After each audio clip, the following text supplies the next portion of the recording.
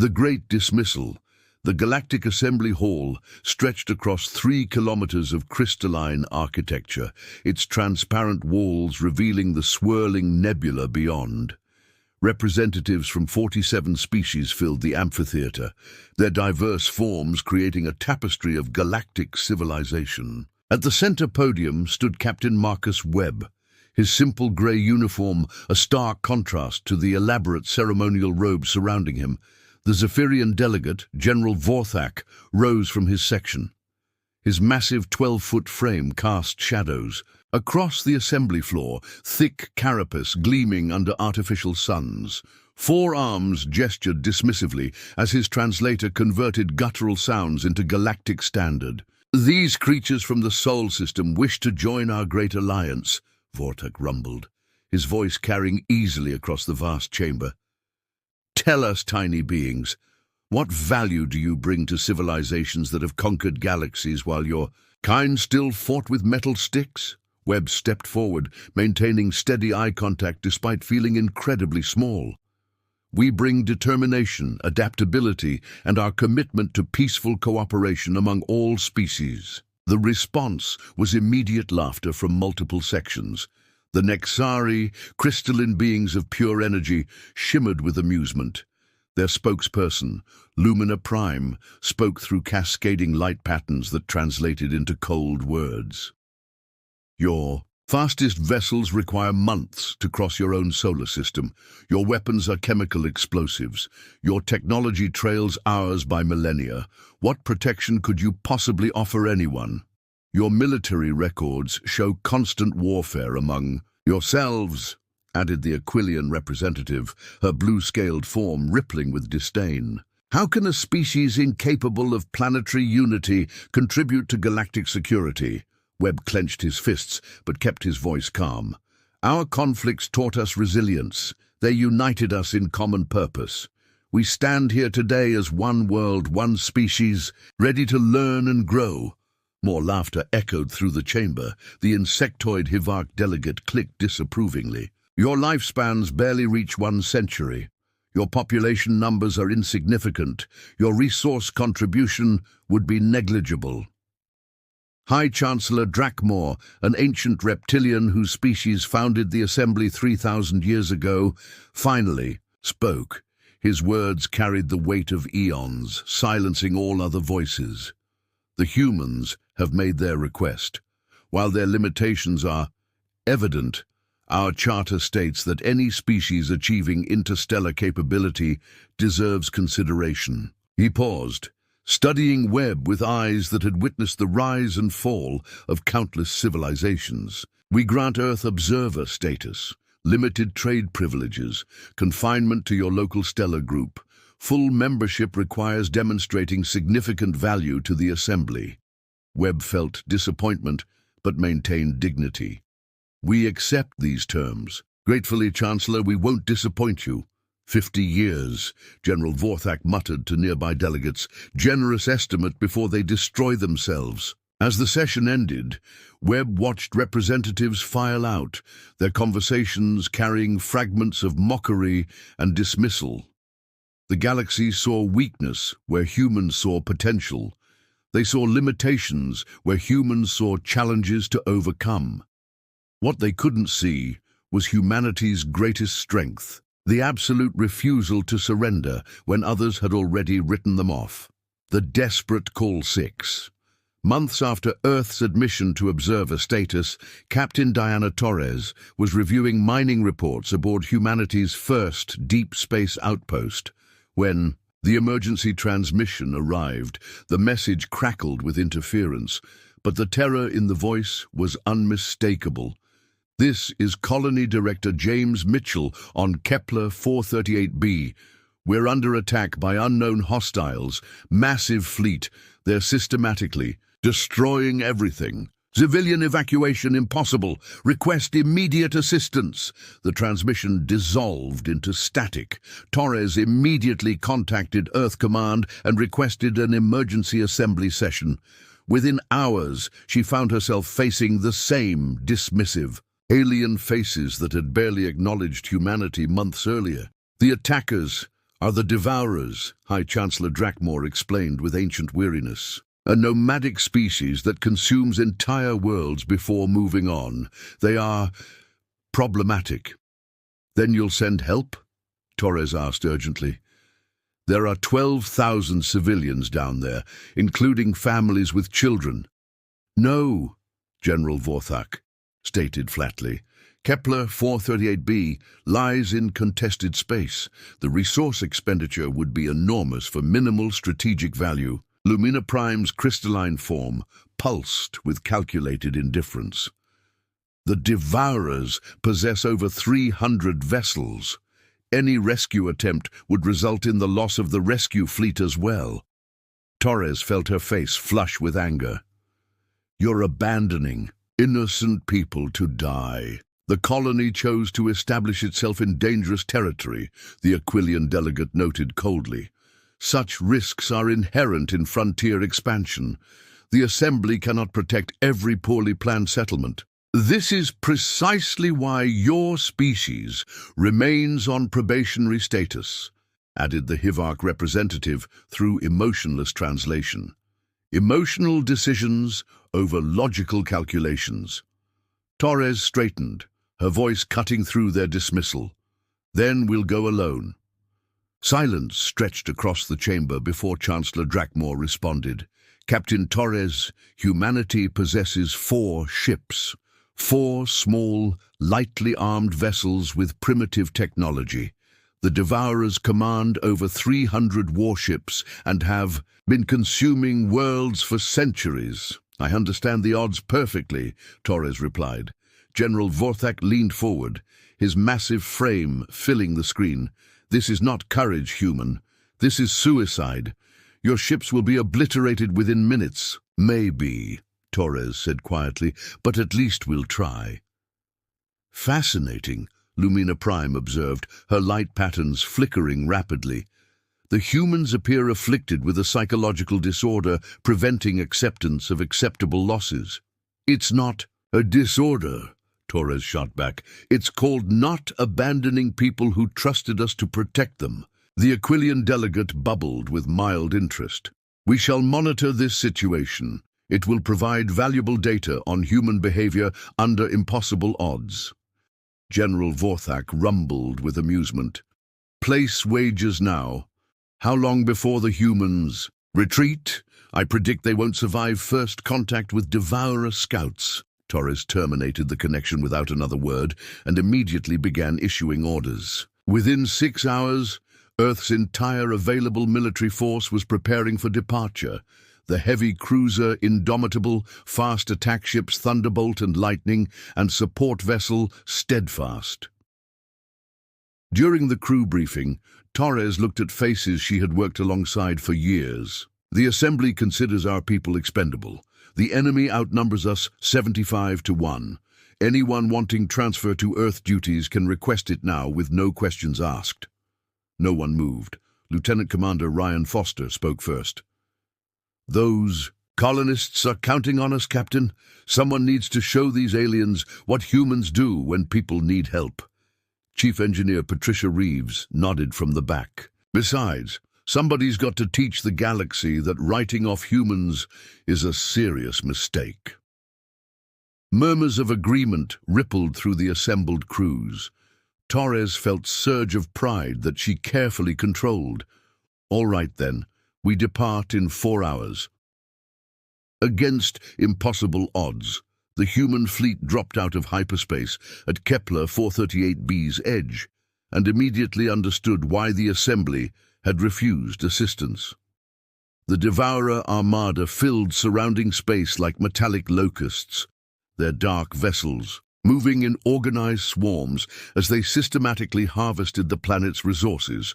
Captain Torres studied her tactical display with growing horror. 317 enemy ships ranging from fighter craft to massive world killers.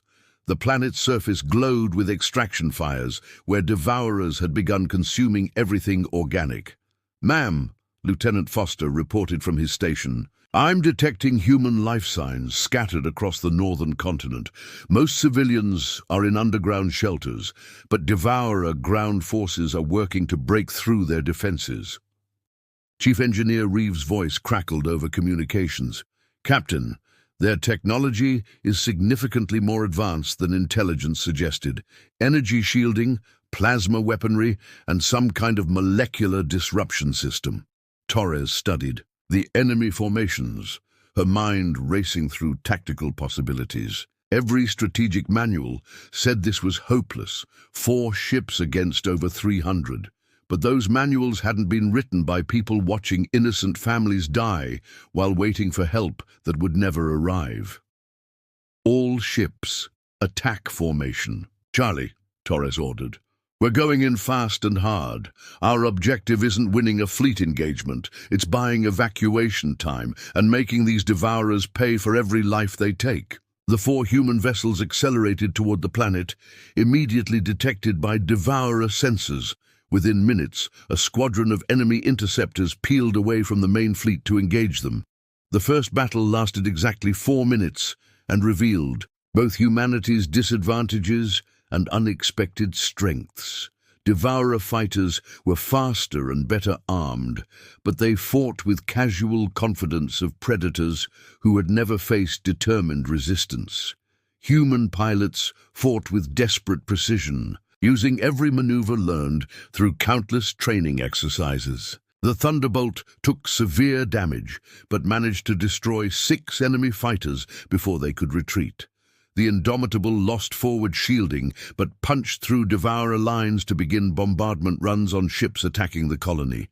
The Steadfast, despite being designed for support operations, proved surprisingly effective at electronic warfare, jamming Devourer communications and causing 2 destroyers to accidentally engage each other. "This is Director Mitchell," came a desperate transmission from the planet. "We've got civilians in deep mining tunnels, but Devourers are cutting through. It blast doors, maybe 4 hours before they break through." "Understood, Director," Torres replied while maneuvering around plasma fire. "We're working on evacuation protocols." Dr. Kevin Walsh, the xenobiologist aboard Indomitable, had been monitoring Devourer communications since combat began. His voice carried barely contained excitement over internal channels. "Captain, I think I've found something crucial. Devourers use collective consciousness for coordination, but it's technologically based, not biological. They're linked through quantum communication operating on specific frequencies." "What does that mean tactically?" Torres asked, ordering evasive maneuvers to avoid another enemy barrage. "If we can disrupt that frequency, we might break their coordination. They'll remain dangerous individually, but lose their swarm intelligence." "Advantage," Engineer Morrison's voice joined from his engine room position. "I might modify our communications array to broadcast disruptive signals on their frequency. Won't be elegant, and it'll probably overload half our systems, but it could work." "Do it," Torres ordered without hesitation. While Morrison worked frantically, the battle raged around Kepler 438b. Human ships sustained heavy damage, but accomplished something unprecedented, forcing Devourers to divert significant resources to deal with 4 small vessels that refused to retreat or die quietly. The tide. Turns Morrison's frequency disruptor activated with devastating effect across the Devourer fleet. Ships that had moved in perfect coordination suddenly began operating independently, some continuing attacks while others adopted defensive positions. Several actually began firing on nearby vessels in complete confusion. "It's working," Dr. Walsh shouted over the communications. "Their collective intelligence is fragmenting. Individual ship commanders are reverting to basic survival instincts. The chaos in Devourer ranks provided exactly the opening Torres needed. All ships concentrate fire on their command vessel. If we're going down, we're taking their leadership. With us, the 4 human ships formed tight formation and accelerated directly toward the largest Devourer vessel, a massive world killer that had been coordinating the planetary assault. Enemy fire filled space around them, but human crews pressed forward with single-minded determination. "Incoming transmission from the colony," Foster reported. "Director Mitchell says the bombardment has stopped in his sector. They're using mining equipment to seal tunnels and fight back with converted plasma cutters." "Fighting back how?" Torres asked while dodging another plasma barrage. "Apparently, plasma cutters work quite well against Devourer armor when they're not expecting resistance." Mitchell's voice came through with grim satisfaction. "These people came here to build new lives. They're not giving up without a fight." The colonists had transformed their mining operation into an improvised fortress. Plasma cutters became weapons, mining charges became explosives, and heavy construction equipment became mobile barriers. They fought with the same stubborn determination that had driven them to establish settlements on the galaxy's edge. Dr. Walsh interrupted Torres' thoughts. "Captain, I'm analyzing Devourer behavioral patterns. They're accustomed to victims either fleeing immediately or surrendering after token resistance. They've never encountered sustained opposition from what they consider primitive species." "What's your point, Doctor?" "They're making mistakes, getting frustrated. Attack patterns are becoming less coordinated as individual commanders start acting independently." Torres watched her tactical display as the human fleet approached the Devourer command ship. Her vessels were surrounded, taking damage from multiple directions, but the enemy's response was becoming increasingly disorganized. "All ships final approach," Torres commanded. "Give them everything we've got." The Indomitable, Thunderbolt, Lightning, and Steadfast opened fire simultaneously on the command vessel. Their combined barrage, while small compared to what major galactic powers could field, struck with precision and determination that caught the Devourers completely off guard. The command ship's shields flickered and failed. Hull breaches erupted across its surface as human weapons found their mark. Secondary explosions rippled through the massive vessel as its systems overloaded. "Direct hit on their primary command center," Foster reported with excitement.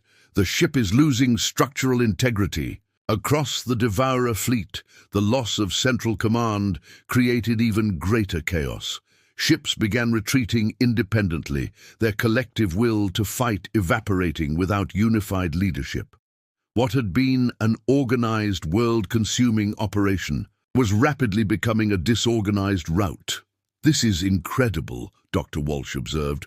"Without their command structure and communication network, they're reverting to individual survival mode. They're actually retreating." Torres couldn't quite believe what she was seeing. 4 human ships had somehow turned the tide against a force that had been consuming worlds for centuries, not through superior technology or overwhelming firepower, but through sheer refusal to give up when lives were at stake. "Captain," Director Mitchell's voice carried new hope. "The Devourers are pulling back from the surface. We're organizing evacuation of the outlying settlements to the main colony site." "Understood, Director. We'll maintain defensive positions while you consolidate your people." As the last Devourer ships fled the system, Torres finally allowed herself to feel the magnitude of what had just happened. The Galaxy Takes Notice news of humanity's victory at Kepler 438b spread through the galaxy faster than hyperspace communications. Within days, the assembly was buzzing with reports that 4 primitive human vessels had somehow defeated a Devourer fleet and saved an entire colony. Captain Torres found herself once again standing before the same alien representatives who had dismissed humanity just months earlier. But this time, the atmosphere in the chamber was very different. High Chancellor Drakmor spoke first, his ancient voice carrying undertones of surprise and respect. "Captain Torres, the Assembly has received multiple confirmed reports of your unprecedented success against the Devourer fleet. We require clarification on how 4 human vessels accomplished what our own battle fleets have failed to achieve in numerous encounters." "We refuse to abandon people who needed help," Torres replied simply. "Everything else followed from that decision." General Vorthak, who had been so dismissive before, now leaned forward with genuine interest. Our tactical analysts are struggling to understand your strategy. You were outnumbered, outgunned, and fighting an enemy with centuries of combat experience. By all calculations, you should have been annihilated. Your calculations didn't account for human determination, Torres said. We don't fight because we expect to win. We fight because it's the right thing to do. Lumina Prime's crystalline form pulsed with what the translator interpreted as confusion. But this is illogical. You risked complete destruction for beings who offered no strategic advantage to your species. Those beings were human colonists, Torres replied firmly. They were our people. That's all the strategic advantage we needed. The Aquilian delegate, who had previously shown only cold dismissal, now spoke with what seemed like curiosity. The Devourers have consumed 17 worlds in the past decade. Multiple species have lost entire colonies to their fleets. Yet, you somehow not only defeated them, but forced their complete retreat from the system. Dr. Walsh, who had accompanied Torres to the assembly, stepped forward with his analysis. The Devourers' greatest strength was also their greatest weakness. Their collective consciousness made them incredibly efficient, but also vulnerable to disruption. Once we broke their communication network, individual ships couldn't maintain coordinated attacks. And you discovered this vulnerability how? Asked the Hivak representative. By refusing to give up when everyone else said the situation was hopeless, Walsh replied. We kept fighting, kept observing, kept looking for solutions because surrender wasn't an option. Chancellor Drakmore consulted with advisors before speaking again. The Assembly wishes to understand humanity's military capabilities more fully. Your actions at Kepler 438b suggest we may have underestimated your species' potential. We'd be happy to share our tactical innovations, Torres said. In fact, we're already implementing improved defense systems for frontier colonies based on what we learned. General Vorthak's translator conveyed what sounded like approval. The Devourer threat has plagued border systems for decades. If human tactics can neutralize this menace, the Assembly would benefit greatly from such knowledge. Over the following hours, the session transformed from interrogation to collaboration. Species that had laughed at humanity's primitiveness now asked detailed questions about human military philosophy, tactical flexibility, and what they termed irrational persistence in hopeless situations. The humans appear to possess something we had not previously identified, Lumina Prime observed. They demonstrate optimal performance precisely when logical analysis suggests surrender is the only rational choice. It's not irrational, Torres corrected. It's human. We don't calculate acceptable losses when people we care about are in danger. We find solutions or die trying. As the session concluded, Chancellor Drakmore made an unprecedented announcement. The Assembly hereby grants humanity full membership status, effective immediately. Furthermore, we request human assistance in developing improved defense strategies for frontier systems threatened by nomadic predator species. The chamber fell silent. Full membership typically required decades of proving periods and unanimous consent from all major species. Yet here they were, offering it to the species they had dismissed as primitive just months earlier. We accept, Torres said simply. As she left the assembly chamber, Torres reflected on how quickly everything had changed.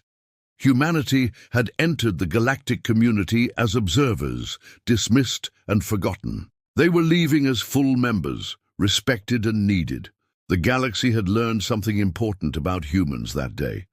They had discovered that sometimes the most primitive response, refusing to abandon those who need help, could be the most advanced strategy of all. Behind Torres, alien representatives continued discussing the implications of humanity's rise. What they still didn't fully understand was that this was just the beginning. The species they had written off as primitive was about to show the galaxy what humans could accomplish when they stopped being underestimated. The age of humanity and the stars had truly begun.